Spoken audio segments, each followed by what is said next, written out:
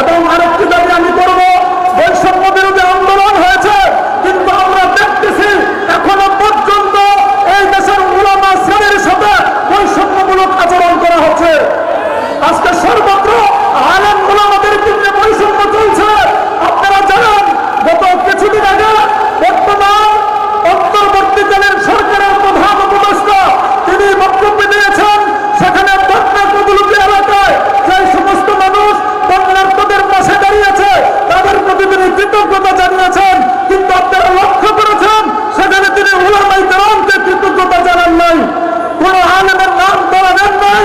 অথচ বন্যা কবলিত মানুষের পাশে দৃশ্যমান সবচেয়ে বেশি সেবা এবং খেদমত দিয়ে তাদের দ্বারে দ্বারে পৌঁছে গিয়েছে উলামায়ে কেরাম।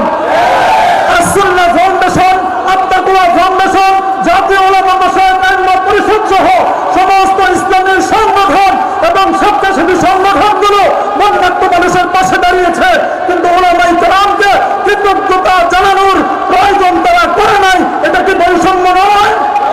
যে বৈষম্য বিরোধী আন্দোলনের মাধ্যমে তিনি আজ প্রধান উপদেষ্টা হয়েছেন, উপদেষ্টার চেয়ারে বসে উনার পক্ষ থেকে এই ধরনের বৈষম্য আমরা আশা করি নাই।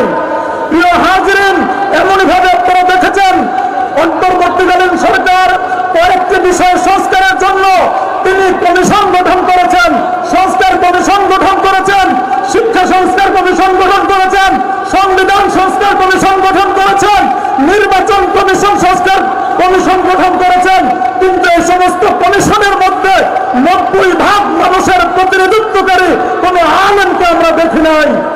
সবচেয়ে আফসোসের ব্যাপার হলো যে শিক্ষাক্রম বিতর্কিত শিক্ষাক্রম নিয়ে এই দেশের মানুষকে সচেতন করেছে উলামায়ে কেরাম, সেই শিক্ষাক্রমে আমরা দেখেছি শিক্ষা সংস্কার কমিশনে এমন এমন ব্যক্তিদেরকে অন্তর্ভুক্ত করা হয়েছে যারা এই দেশে ইসলামকে সহ্য করতে পারে না, মুসলমানদেরকে সহ্য করতে পারে না, ইসলামী মূল্যবোধকে সহ্য করতে পারে না।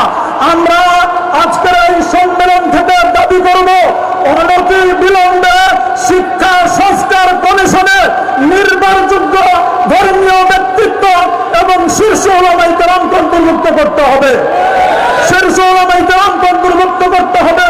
নচেত আমরা ধরে নেব আপনারা উলামায়ে কেরামের সাথে বৈষম্যমূলক আচরণ করতেছেন। আল্লাহ তাআলা আমাদের সবাইকে ঐক্যবদ্ধভাবে জাতীয় উলামা মাশায়েখ আইম্মা পরিষদের হাতকে শক্তিশালী করে ইসলামকে সর্বত্র শক্তিশালী করার তৌফিক দান করুন। ওয়া আখিরু দাওয়ানা আনিল হামদুলিল্লাহি রাব্বিল আলামিন।